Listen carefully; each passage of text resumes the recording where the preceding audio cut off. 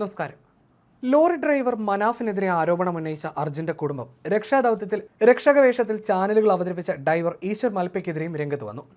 മനാഫിനൊപ്പം തന്നെ മാൽപ്പയ്ക്കെതിരെയും കുടുംബം ഗുരുതര ആരോപണമാണ് ഉന്നയിച്ചത്. അർജുന്റെ കുടുംബം വിളിച്ചു ചേർത്ത വാർത്താ സമ്മേളനത്തിൽ സഹോദരി ഭർത്താവ് ജിതിനാണ് മാൽപ്പയ്ക്കെതിരെ ഗുരുതര ആരോപണം ഉന്നയിച്ചത്.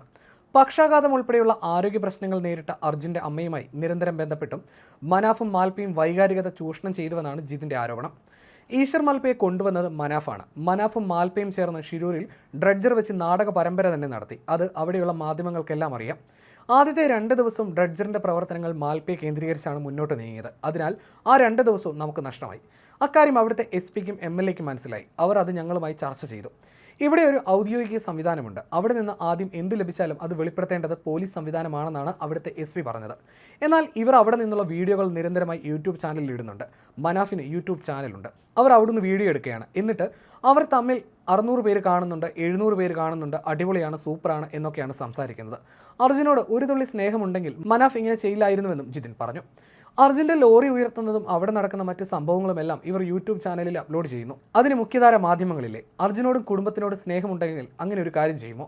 അർജുനും മാൽപ്പയും ചേർന്നൊരു നാടക പരമ്പരയാണ് അവിടെ നടന്നത്. അന്നൊന്നും ഇക്കാര്യം പറഞ്ഞ് കൂടുതൽ വിവാദങ്ങളിലേക്ക് കടക്കാൻ താല്പര്യമില്ലായിരുന്നു. ഇതെല്ലാം ഞങ്ങളെക്കൊണ്ട് ഇപ്പോൾ പറയിപ്പിച്ചതാണെന്നും ജിതിൻ വ്യക്തമാക്കി. അർജുനെ കിട്ടിയാൽ എല്ലാം നിർത്തുമെന്നായിരുന്നു പറഞ്ഞത്. പക്ഷേ ഇപ്പോഴും നിർത്തുന്നില്ല. അർജുൻ്റെ പേര് പറഞ്ഞ് പബ്ലിസിറ്റിക്ക് വേണ്ടി ഇപ്പോഴും മനാഫ് ഓടി നടക്കുന്നു. ഡ്രഡ്ജർ കൊണ്ടുവരില്ലെന്ന് നടക്കില്ലെന്ന് കുടുംബത്തെ പറഞ്ഞു പറ്റിച്ച മനാഫ് ആക്ഷൻ കമ്മിറ്റി അടക്കം രൂപീകരിച്ച് കാര്യങ്ങളെ അയാളുടെ വഴിക്ക് നീക്കുകയാണ് ചെയ്തത്. 1 കോടി രൂപയ്ക്ക് കൊണ്ടുവന്ന ഡ്രഡ്ജർ കൊണ്ട് കാര്യമില്ലെന്നും മലപ്പുറത്ത് നിന്നുള്ള ഡ്രഡ്ജർ മതിയെന്നും മനാഫ് പറഞ്ഞതിൻ്റെ പേരിൽ വാക്കുതർക്കം ഉണ്ടായിരുന്നെന്നും കുടുംബം അറിയിച്ചു. നേരത്തെ ഷിരൂരിൽ മണ്ണിടിച്ചിലിൽപ്പെട്ട് കാണാതായ അർജുനായുള്ള തിരച്ചിൽ അവസാനിപ്പിച്ച് മുങ്ങൽ വിദഗ്ധനായ ഈശ്വർ മാൽപ്പെ മടങ്ങിയിരുന്നു.